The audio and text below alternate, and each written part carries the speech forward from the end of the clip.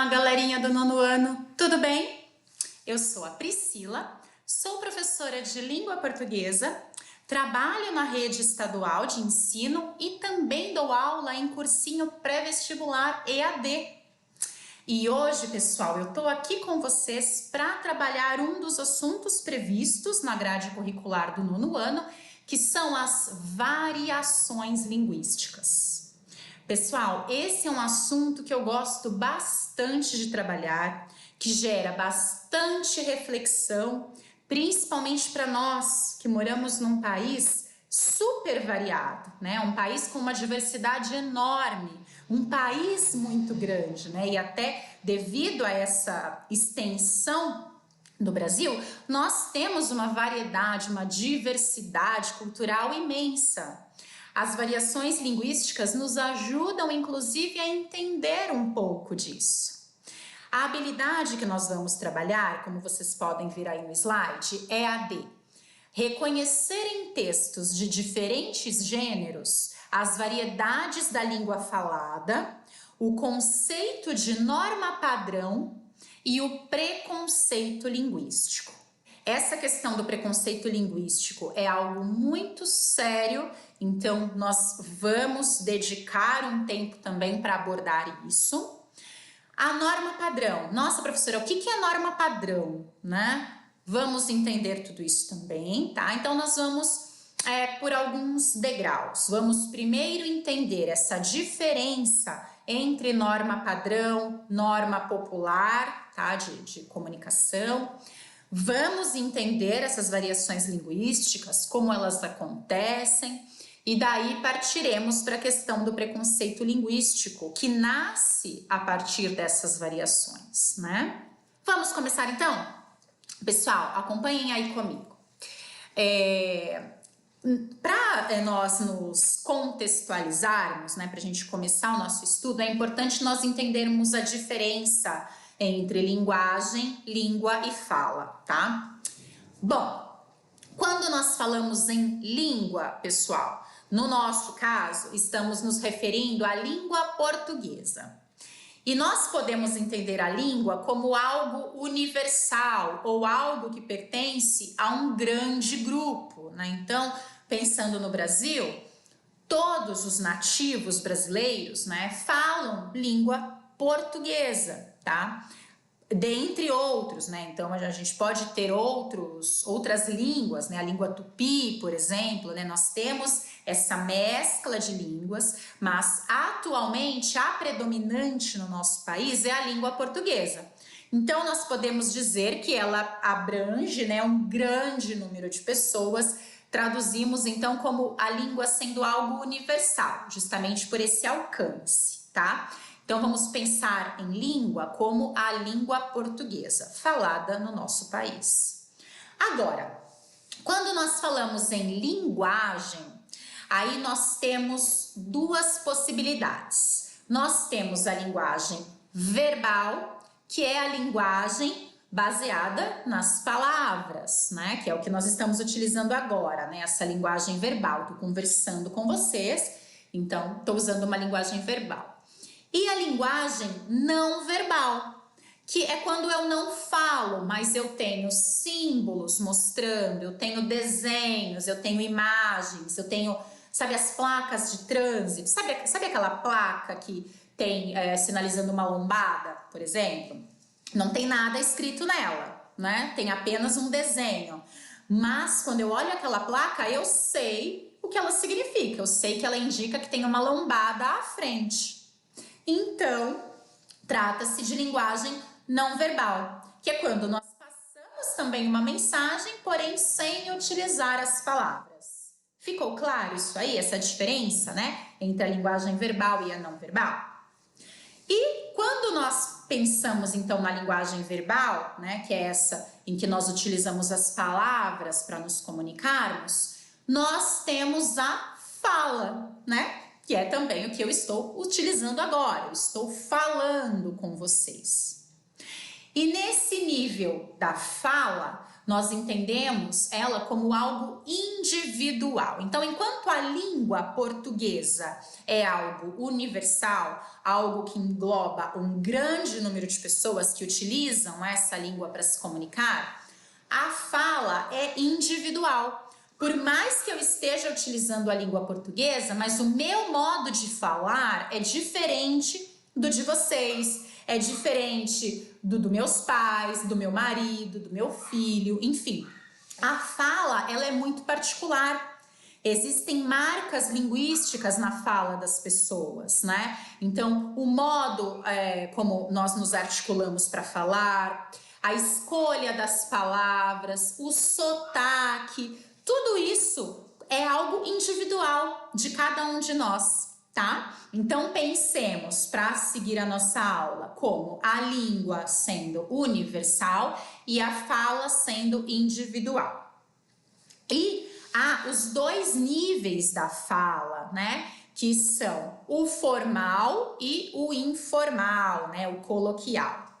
O nível formal, ele é mais utilizado, como o próprio nome sugere, em situações formais, né? Então, numa reunião, na apresentação de um trabalho, né? Então, a gente vai buscar falar de maneira formal. O que seria isso? Sem utilizar gírias, né? Que é uma coisa que a gente acaba usando muito no dia a dia, né? Principalmente vocês do nono ano, eu imagino. E essas gírias, né, essas marcas linguísticas, elas já pertencem ao campo informal, ao campo coloquial. Então, vamos fazer exatamente a diferenciação desses dois?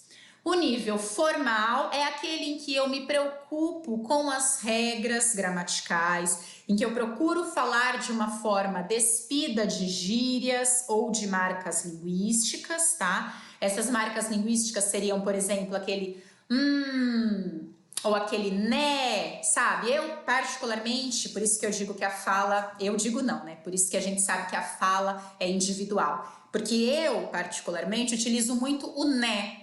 Ah, então, tá na hora da gente fazer aquele exercício, né?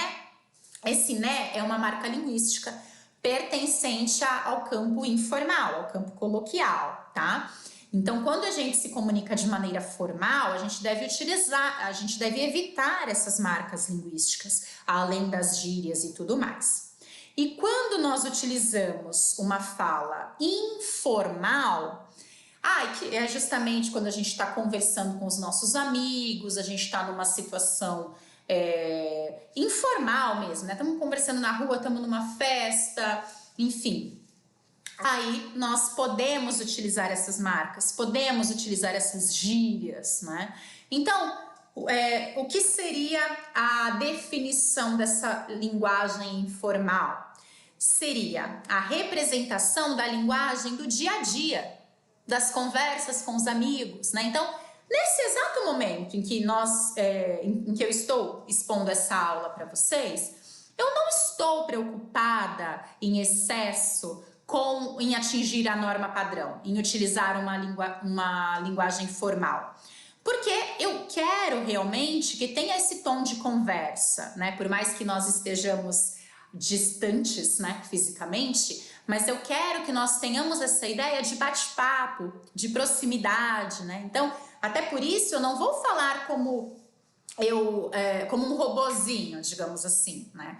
Eu percebo que eu estou utilizando o né bastante, né? Então, essa é uma marca linguística. Eu quero que essa nossa aula tenha essa ideia de algo mais tranquilo, de algo informal, até para que vocês me compreendam melhor, né? Até para haver essa proximidade entre a gente. Então, o nível informal é isso. Já o nível formal é aquele em que há toda uma preocupação no falar bem, no escrever bem, principalmente no escrever bem. E quando a gente fala em norma padrão, a gente está geralmente ligado à escrita. E o que é essa norma padrão da qual a gente tanto fala, né? Vejam a definição aí, ó. A norma padrão está diretamente ligada à linguagem verbal, mais precisamente à linguagem escrita. E ela se restringe às normas gramaticais. Então, percebam que é muito diferente a maneira como a gente fala da maneira como a gente escreve, né? Então, quando a gente escreve, a gente tem essa preocupação com a escolha das palavras, com as vírgulas devidamente colocadas, com essa divisão em parágrafos para que o meu texto fique bem coeso, né, para que eu consiga passar minha mensagem da melhor forma possível, né? Então, a norma padrão, ela corresponde a essas preocupações com as normas gramaticais, tá? Então, e como eu disse, dificilmente a gente fala tendo essa preocupação. Claro que algumas situações vão exigir uma preocupação maior, como é o caso quando vocês forem defender um TCC, né, que é aquele trabalho que a gente faz no final da faculdade. Haverá essa preocupação maior com a norma padrão. Um empresário que está divulgando seu produto para possíveis compradores, ele vai ter essa preocupação maior com a forma de falar, tá? Ele vai se preocupar em utilizar essa norma padrão. Enquanto que nas conversas do dia a dia nós utilizaremos esse tom mais coloquial, esse tom voltado para conversa, para algo informal, ok? Então, pessoal, fechando esse primeiro momento da aula, entendamos que a língua é universal, pertencente a um grande número de pessoas. A linguagem, ela se divide em verbal ou não verbal, tá? A não verbal corresponde a símbolos, imagens, desenhos, enfim. E dentro da linguagem verbal, que é aquela que nós utilizamos as palavras para nos comunicar, nós temos a fala, né? E essa fala, então, ela é entendida como algo individual, algo particular de cada um de nós, porque cada um fala de um jeito, cada um se comunica de um jeito. E dentro da fala, nós podemos nos comunicar de maneira formal, ou seja, nos preocupando com a norma padrão, com as regras gramaticais, né, dependendo da situação em que a gente está, ou, como na maioria das vezes acontece, nós utilizamos na fala um tom informal, um tom coloquial, que é aquele do dia a dia, né, mais despreocupado. E é nesse nível informal, né, nessa linguagem do dia a dia, principalmente, que entram as variações linguísticas, ok? Que, traduzindo, né, são essas variedades da língua falada. Então, as variações linguísticas são essas variações que ocorrem conforme o quê? O que determina uma variação linguística acontecendo? Como eu disse, né, a fala é individual, então essas variações vão depender das condições pessoais, das condições sociais de determinada pessoa, das condições culturais, né, ou seja, se essa pessoa teve acesso ao estudo, se essa pessoa tem acesso a cinemas, a teatros, né, tudo isso vai alterando a forma dela enxergar o mundo e, consequentemente, de se comunicar. Pode depender também das variações, das condições regionais, ou seja, em que lugar do Brasil essa pessoa vive. Então, por isso eu disse, né, que o Brasil é um país de grande diversidade, é um país imenso. Então, há diversas formas diferentes de falar nos mais diversos cantos do nosso país. Então, se a gente pega, por exemplo, a fala da região sul e da região norte, são bem diferentes, não só referente ao sotaque, mas também ao nome que se dá às coisas. Um mesmo item, um mesmo objeto, pode ter nomes completamente diferentes dependendo da região que a gente tiver, e a gente vai explorar isso ao longo da aula também. Então, essas condições regionais também influenciam nessa variedade linguística, né? E também as condições históricas. Então, não só o momento histórico que nós vivemos, mas também, quando eu digo em história, eu me refiro à idade também, né, do falante. Então, período histórico, idade. Então, eu me comunico, eu que nasci nos anos 80, né, eu me comunico diferente de vocês que já nasceram nos anos 2000, né? Então são formas de falar diferentes, são usos diferentes, são gírias diferentes, né? Então tudo isso compõem essas variedades da língua falada que nós estudaremos nesta aula, certo? Ficou claro nesse primeiro momento, né, essas diferenciações? Vamos avançar então? Antes disso, ó, última chance para vocês tirarem uma foto ou printarem esse slide com essas definições iniciais que servem para que nós entendamos melhor as variações linguísticas que virão a seguir, tá? Então, printaram? Tiraram foto? Vamos seguir então, pessoal. Vejam só. Aí, eu coloquei alguns exemplos de coloquialismo, tá? Que é essa linguagem do dia a dia a qual eu venho me referindo. Primeiro, pensando então na norma padrão, em quais tipos de texto é mais comum nós encontrarmos a norma padrão, né? Então, como eu coloquei aí como exemplos, livros, jornais, revistas, atas de reunião, né, que seria aquele documento que nós fazemos abordando tudo o que foi tratado, discutido ou acordado numa reunião, contratos, né, então quando a gente pega qualquer tipo de contrato, ele também foi redigido seguindo a norma padrão.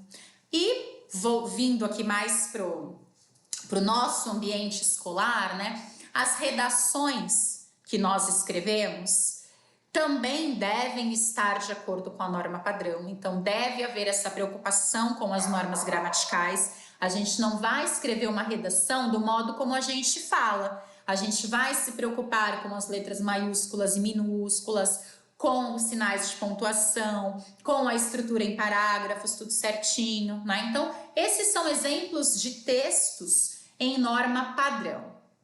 E o coloquialismo? O coloquialismo na escrita, ele acontece também, né? Ele não ocorre só na fala. Principalmente hoje em dia em que nós temos tantas redes sociais, acaba acontecendo muito de nós escrevermos nas redes sociais como se a gente estivesse falando. Até porque se nós estamos num momento de descontração ali nas redes sociais, no WhatsApp, enfim, a gente não vai ficar se preocupando muito com letra maiúscula, minúscula, ponto final, vírgula, né? A gente vai escrever de uma forma até que seja mais rápida, em que a nossa conversa flua melhor. Então, esses coloquialismos podem acontecer na escrita também, mas não devem ocorrer em documentos formais, né, que são esses que eu citei de exemplo, e outros também, né? Eu citei apenas os principais, os que a gente acaba tendo mais contato no dia a dia, tá? Mas, assim, o coloquialismo, ele acontece muito nas conversas, né? As conversas são praticamente 100% coloquiais, né? E aí alguns exemplos, vejam. Olha esse primeiro quadrinho, né? Ela, tipo, entrou no bar e eu, tipo, dei uma sacada. Tipo, ela era, tipo, gente fina e, tipo, engatamos, tipo, um papo, tipo, legal, tipo, gente, socorro. Olha a quantidade de tipo que esse ser falou, né? Obviamente é uma situação bem informal a que ele está, né? Pelo menos a gente espera isso. Mas ele aparentemente está conversando com um colega, né? Está contando o que aconteceu. Então ele utilizou um nível de informalidade até que grande demais, né? Veja essa marca que ele utilizou, esse tipo, né? Ele usa muito. Isso já se tornou até um vício para ele. Assim como eu disse que eu tenho o hábito de utilizar o né, ele tem o hábito de utilizar o tipo. Vocês notam que se tornou até cansativo, né? Isso que ele falou. É desgastante ler o que ele falou, né? Mas, como é um coloquialismo, como é uma situação informal, ele provavelmente estava conversando com um amigo, então ok, né? Mas se ele fosse passar isso para o papel, se ele fosse fazer um texto a partir disso, uma redação a partir disso, por favor, né? Vamos eliminar essa quantidade de tipo que ele colocou aí. Que coisa horrível. E pessoal, às vezes a gente pensa que o coloquialismo tem só a ver com isso, né? Com essas gírias, com essas marcas, mas não é só isso. Vejam essa segunda tirinha que eu coloquei e talvez para alguns pareça que ela está de acordo com a norma padrão, mas ela não está. Alguns de vocês vão identificar o porquê, talvez alguns não, porque é bem sutil realmente. Vejam só, a garotinha, né, conversando com a mãe, provavelmente, Ale, tá na hora de ir para a escola. Tá muito frio para ir para a aula. Como assim? Como assim tá muito frio para ir para a aula, né? Por acaso tem alguma temperatura certa para ir para a escola? E ela diz: não sei, mas tem temperatura certa para não sair da cama. Pessoal, perceberam o coloquialismo presente aí? Quem de vocês notou? O coloquialismo aí tá nesse excesso de pra, né? Quando a gente pensa no pra, a gente está nos referindo ao para, na verdade, né? Só que quando a gente está conversando, dificilmente a gente fala para. Ah, onde você está indo agora? Ah, vou para a escola. A gente não fala assim, né? A gente acaba utilizando o pra. Ah, vou para a escola, né? É um coloquialismo. Quando a gente vai escrever, a gente deve utilizar o para, né? A gente deve ter essa preocupação. Agora, numa conversa, muito raramente a gente escreve assim. Outra coisa que, falando como paulista, tá? Eu sei que tem muitas pessoas de outros estados e tal, mas o paulista, acho que mais especificamente o paulistano, ele tem ele troca o D, o T, por aquele som mais chiado, né? Mais de e ti. Então, em vez da gente falar tarde, a gente fala tarde. Em vez da gente falar leite, a gente fala leite, né? Esse chiado no final. Então, também é um coloquialismo, tá? É algo no nível da fala. Então, a gente fala com essa fonética, né? Aí no final, com esse som meio chiado, mas a gente escreve leite, a gente escreve tarde, né?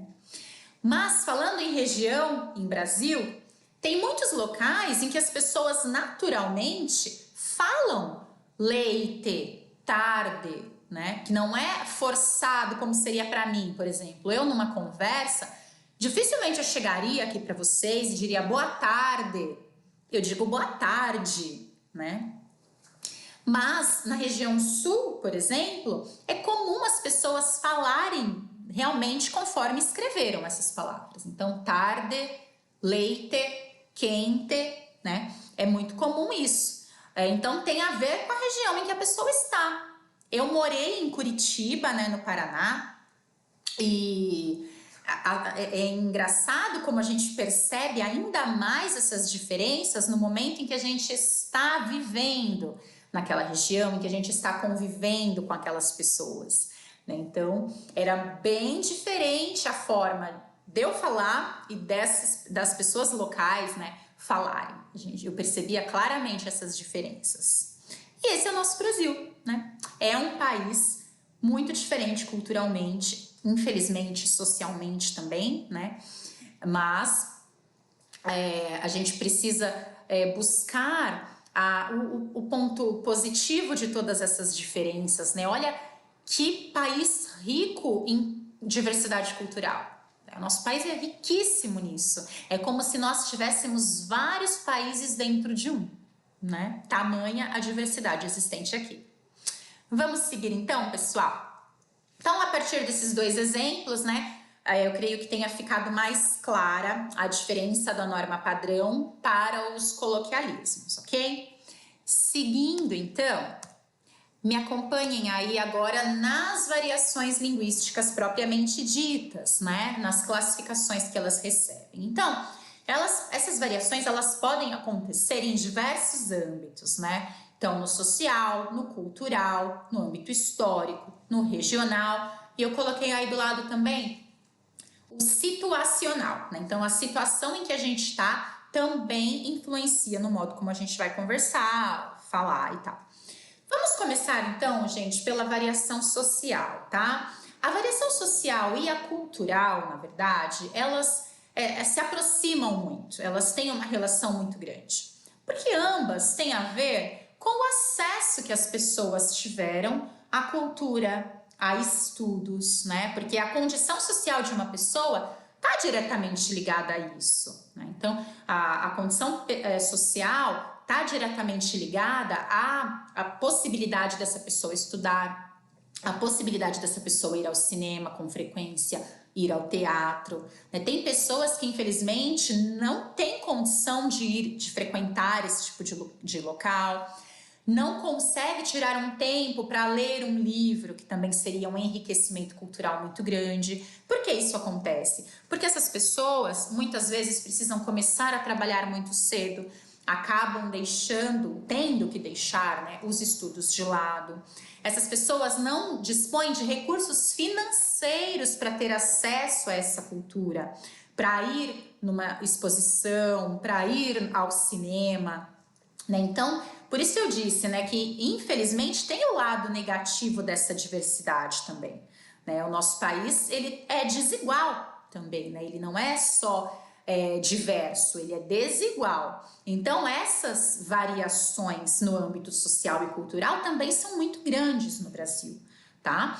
Por isso, então vamos entender as variações que ocorrem nesses âmbitos como uma variação decorrente do acesso dessas pessoas à cultura ou aos estudos. E é por isso que, se a gente pegar uma pessoa que tem um acesso à cultura muito grande, que está sempre participando de exposições, que está sempre indo ao teatro, que sempre tem um tempo para ler, se dedica a isso, o próprio vocabulário dela é diferente de uma pessoa que não tem acesso a essas coisas, né? Então, isso se reflete até na maneira de falar, tá? Se a gente pegar bairros ricos de São Paulo, pensando em São Paulo, que é uma cidade com muitos contrastes também, né? Se a gente pega um bairro rico e um bairro de periferia, há uma diferença bem expressiva na forma das pessoas se comunicarem, né?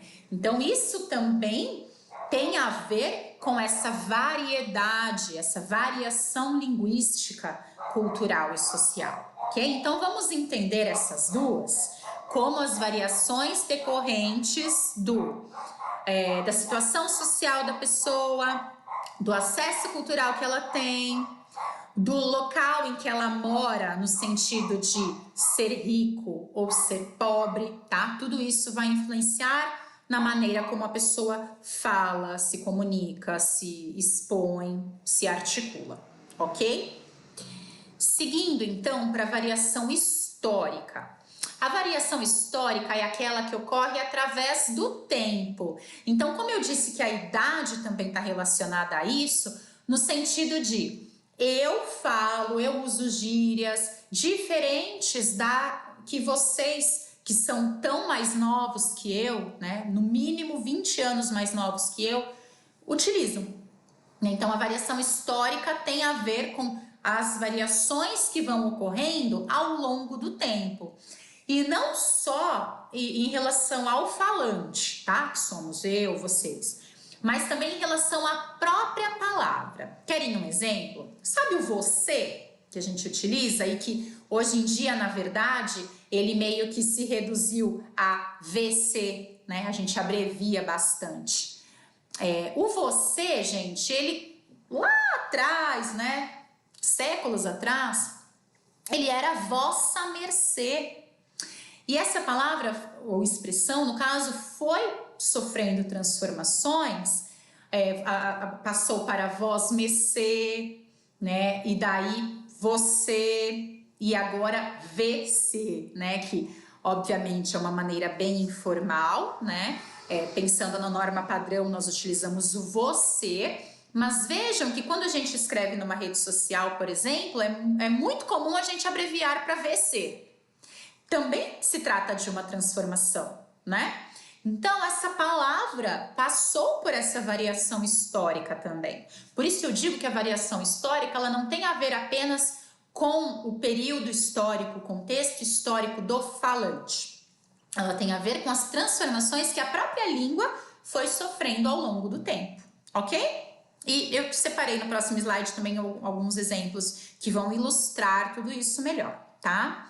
E agora, gente, indo aqui para variação regional, que é aquela que eu comentei, que ocorre dependendo da região em que o falante está. E nessa variação regional vão entrar os sotaques, vão entrar nessa variação, os nomes que se dá às coisas. Então, por exemplo, mandioca. A palavra mandioca, no norte, se não me engano, as pessoas chamam de aipim.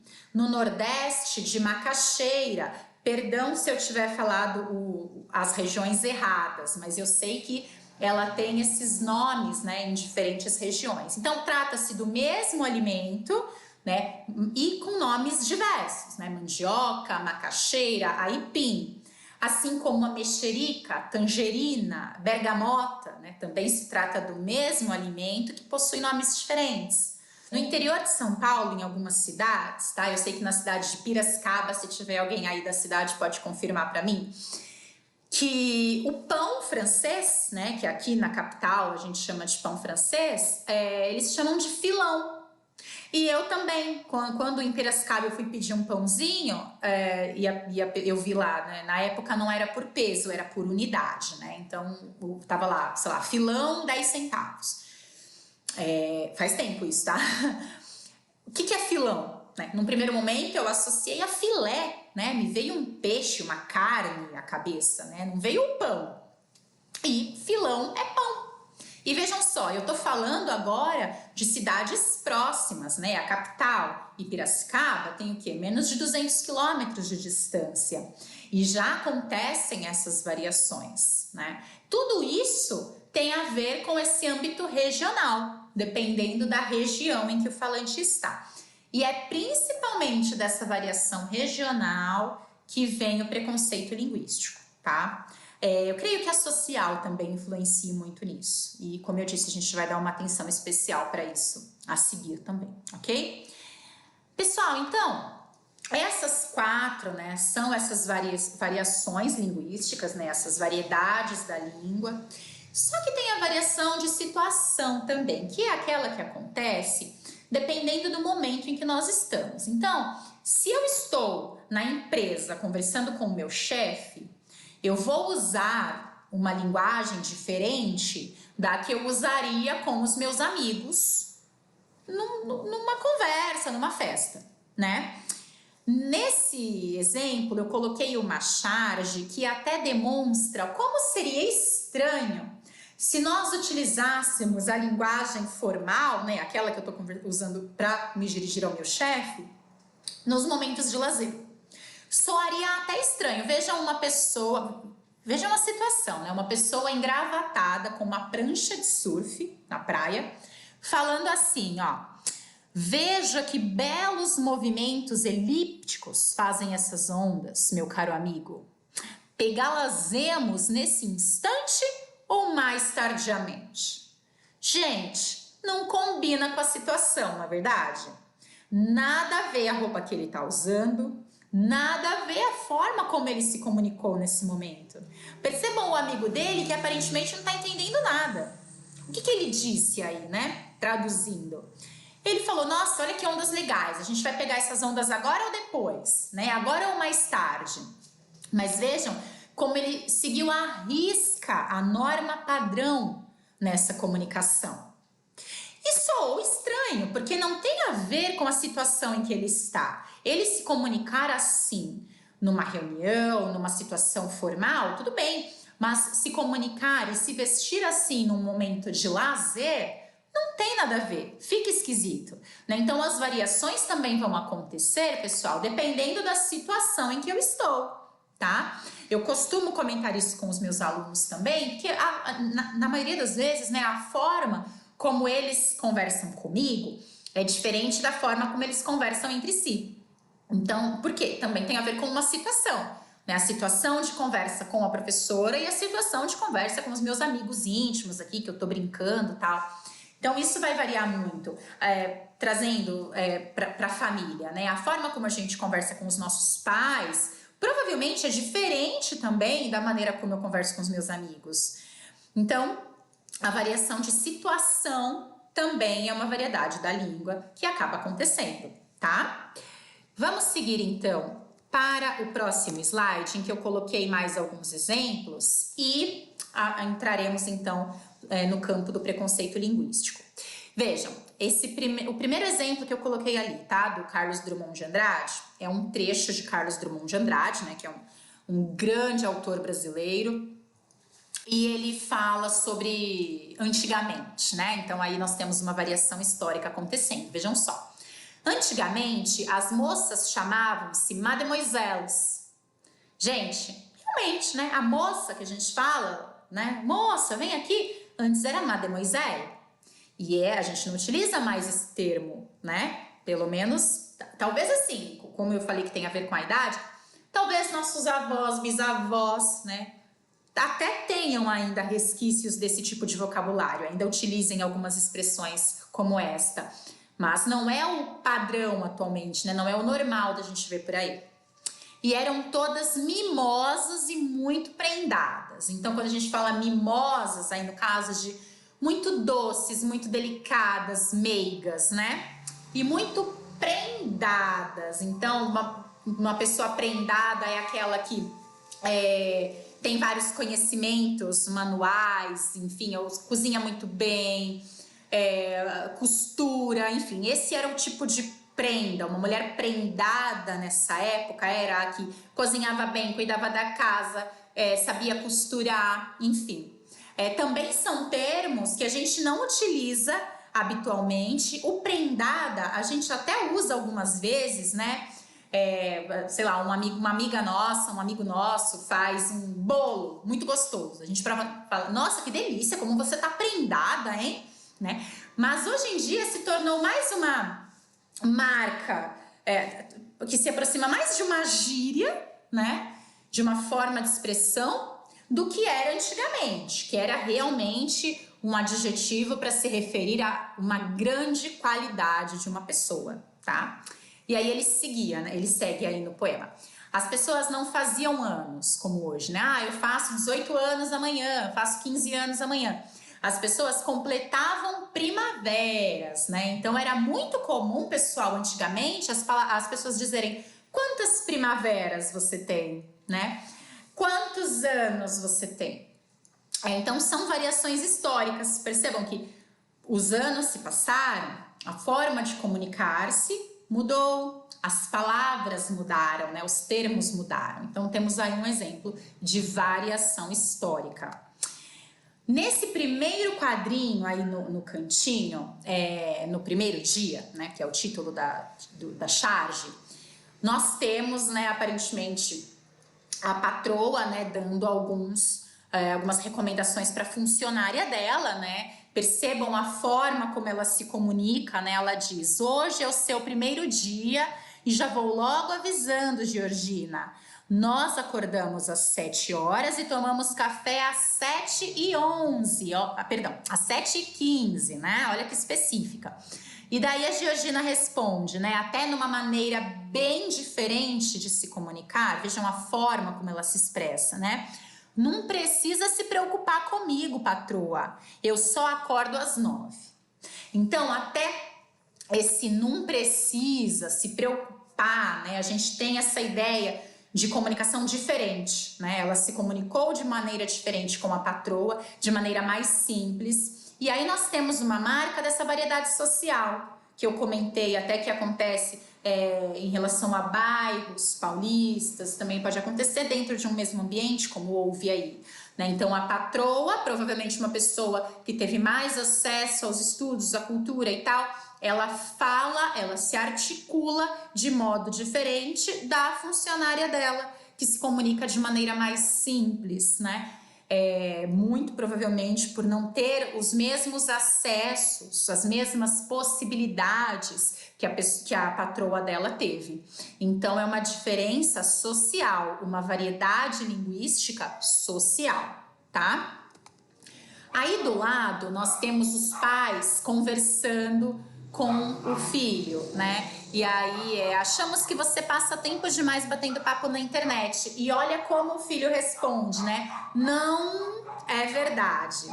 Esse não e esse Ele é próprio de algumas pessoas que se comunicam nas redes sociais, né, que por algum motivo preferem escrever não, ou seja, algo mais longo do que o não, né, o não tão bonito.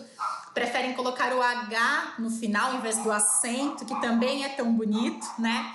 Então, essas variações também acontecem, até aí seria uma variação mais no âmbito cultural, né? Então, talvez essa pessoa esteja tão ligada no mundo virtual, nas redes sociais e tal, que ela tá deixando de ver o resto e tá passando, inclusive, a se comunicar com os outros da forma como ela fala nas redes sociais.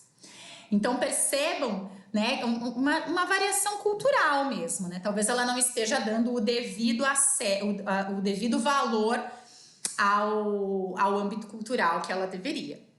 E no caso das variações regionais aí embaixo, nós temos o Chico Bento, né, que ele ilustra essas variações regionais muito bem. A forma como ele fala, né, própria do caipira, né? Nós temos então uma marca, uma mostra muito efetiva do que é uma variação regional. E falando então no preconceito linguístico, pessoal, é algo muito sério que a gente precisa tomar muito cuidado, porque ele advém principalmente dessas diferenças sociais, culturais e regionais. Não é correto a gente caçoar da forma como alguém fala por não ter as mesmas possibilidades que nós tivemos. Assim como também não é correto a gente caçoar de alguém que tem um sotaque diferente do nosso. Porque imagina, aqui, né, pensando em São Paulo, a gente vai caçoar de alguém que vem de outra região e fala diferente, mas a gente gostaria que caçoassem da gente se nós fôssemos para essa outra região? Em que todo mundo fala igual e nós é que somos os diferentes, falamos diferente. Será que a gente gostaria de ser caçoado pelos amigos? Né? Então, muito cuidado com o preconceito linguístico, infelizmente ele existe. Se virmos isso acontecendo, vamos chamar atenção? Né? Vamos falar, pô, pessoal, isso não é legal. O nosso país tem uma diversidade cultural enorme, como eu já falei, e toda essa diversidade deve ser respeitada. Por isso, né, não devemos ter preconceito com quem fala, com quem escreve, diferente da gente. Vamos pensar que as pessoas têm vivências diferentes, possibilidades diferentes. Então, elas não serão como a gente nunca. Então, a gente tem que respeitar essas diferenças das pessoas, certo? Fica então essa mensagem para fecharmos a nossa aula, que eu espero que tenha contribuído muito para o conhecimento de vocês. Esse é meu real desejo. Obrigada por terem dedicado o tempo de vocês à nossa aula hoje. Vou encerrando por aqui e desejo bons estudos para vocês, pessoal. Tchau, tchau!